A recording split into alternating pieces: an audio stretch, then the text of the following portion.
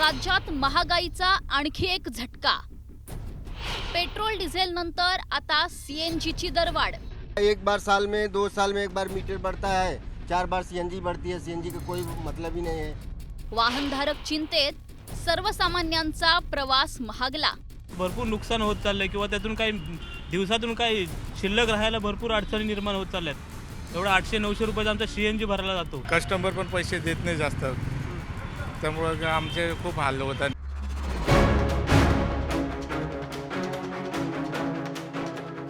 गेल्या 10 दिवसात पेट्रोल आणि डिझेलच्या दरात 4 वेळा वाढ झाली आहे। त्या पाठोपाठ आता सीएनजीच्या किमतीतही वाढ झाली आहे। गेल्या 15 दिवसात सीएनजीच्या दरात तब्बल 12 रुपयांची वाढ झाली आहे। या दरवाढीनं वाहनधारकांच्या खिशावर पुन्हा एकदा भार पडलाय। सीएनजीची दरवाढ, सामान्यांवर महागाईची कुऱ्हाड। पुण्यात सीएनजीत 2 रुपये 50 पैशांची वाढ झाली आहे। पुण्यात सीएनजीचा दर 94.85 पैसे इतका आहे। नाशिकमध्ये सीएनजीत 1 रुपये 35 पैशांची वाढ झाली आहे। नाशिकमध्ये सीएनजीचा दर 95.15 रुपये इतका आहे। नागपूरमध्ये 2 रुपयांची वाढ झाली असून सीएनजीचे दर 94.90 रुपये इतके झाले। तर छत्रपती संभाजीनगरमध्ये सीएनजीच्या दरात 1 रुपया 19 पैशांची वाढ झाली असून सीएनजीचे दर 103 रुपये प्रति किलो झालेत। पेट्रोल, डिझेल आणि सीएनजी या तिन्ही इंधनांच्या वाढत्या दरांमुळे वाहतूक खर्च वाढण्याची शक्यता व्यक्त होतीये।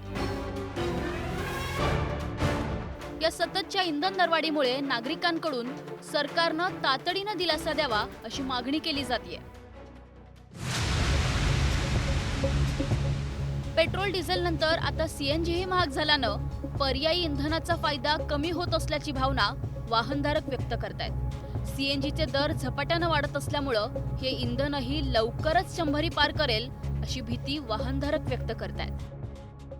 सीएनजी महंगा हो गया भाई। तो कैसा परवड़ रहा है अभी? तो भाई क्या करो, चलाना पड़ेगा भाई। घर परिवार वाले लोग हैं, चलाना ही पड़ेगा ना भाई, क्या करोगे। कितना होता है फिर भी दिन का? कितना 500-600 बच जाता है बहुत, क्या करोगे, कुछ पहले नहीं। कितने का सीएनजी भरते थे पहले? 400-500 हो जाता था काम। अभी कितने का भरना पड़ता है? 700 का। 700 का भरना पड़ता है। हाँ, तो कमाई कम हो गई। कम हो गए भाई। पैसा उतना ही भरा है, मीटर उतना ही है, सब कुछ उतना ही है। सीएनजीचे म्हणजे आम्ही 800चं भरत होतो, आमचे 800 ऐवजी माझे 230-40 रुपये एक्स्ट्रा जातात, 30 रुपये ते जास्त जात आहेत। म्हणजे आम्हाला समजून येते की बाबा ह्याच्यामध्ये पैसे जास्त जातात, पण आमचं समजून जात की शासन काय करते नक्की काय कळत नाही आम्हाला। अचानक असे पैसे वाढले जात आहेत आणि आम्हाला एवढी मेहनत करून काय संध्याकाळी जर धंदा केल्यानंतर काय त्यातून शिल्लक राहत नाही। आमची रोजीरोटी म्हणजे कमी होत आहे आणि वरून कसं आहे की आमचं घरदार नाही चालून राहिलं। आम्हाला तर कसं आहे की पूर्ण घरदार तर चालवत लागेल ना, आणि त्याच्याने कसं आहे की घरचं पण वातावरण थोडं डिस्टर्ब होऊन राहिलं आहे। पेट्रोल कमी आहे, सीएनजीत पण नाशिकमध्ये लाईन होत्याच। आता सीएनजीकडे वळलेत लोक, त्यामुळे सीएनजी पंपावर पण खूप लाईन आहेत आणि मला वाटतं 100 रुपयापर्यंत तर सीएनजी झालाच आहे आता, आणि तो पण मिळत नाही आहे, त्यामुळे ते फटका तर निश्चितच बसतोय। सीएनजी क्षेत्रासाठी लागणाऱ्या नैसर्गिक वायूच्या इनपुट कॉस्टमध्येही वाढ झाल्यामुळे सीएनजीच्या दरात वाढ करण्यात आल्याचं सांगितलं जातंय। जागतिक पातळीवर कच्चे तेल आणि नैसर्गिक वायूच्या किमती वाढल्यामुळं आणि अमेरिका इराणच्या संघर्षाच्या पार्श्वभूमीवर कंपन्यांनी ही दरवाढ लागू केली आहे। डॉलरच्या तुलनेत रुपया कमजोर झाल्यानं गॅस आयातीचा खर्च वाढलाय। गेल्या काही दिवसांतील ही सलग 4थी दरवाढ आहे। सीएनजीच्या दरात वाढ, सामान्यांवर महागाईची कुऱ्हाड। आता सीएनजी महागल्यामुळे रिक्षा, टॅक्सी आणि ॲप आधारित कॅबच्या भाड्यात वाढ होण्याची शक्यता आहे। व्यापारी आणि माल वाहतूक करणाऱ्या वाहनांचा खर्च वाढल्यामुळे बाजारातील जीवनावश्यक वस्तू देखील महागणार आहेत। आज सुद्धा सीएनजीचे रेट वाढलेले आहेत, त्याच्यामुळे सर्वसामान्य रिक्षा चालक जो आहे त्यांना फटका बसतोच आहे, याच्यात शंका नाही।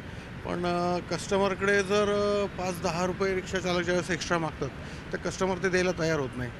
आणि आता सीएनजीचा हे आहे, LPGचा पण सगळीकडे इश्यू आहे, तर सर्वसामान्य जे रिक्षा चालक आहे त्यांचं कंबरडं मोडणार आहे नक्की। कस्टमर प्रत्येक वेळा आम्हाला रेट वाढून देत नाही। जसं सीएनजी रेट वाढतो ना, तसं आम्हाला कस्टमरांनी बी रेट वाढून द्यायला पाहिजेत ना।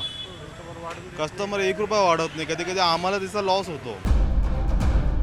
पेट्रोल आणि डिझेलच्या किमतीत वाढ झाल्यानंतर सर्वसामान्यांच्या खिशाला त्याची झळ बसणार आहे। यापुढील काळात महागाईची कुऱ्हाड सर्वसामान्यांवर कोसळण्याची चिन्ह आहेत। Bureau report, news 18 Marathi.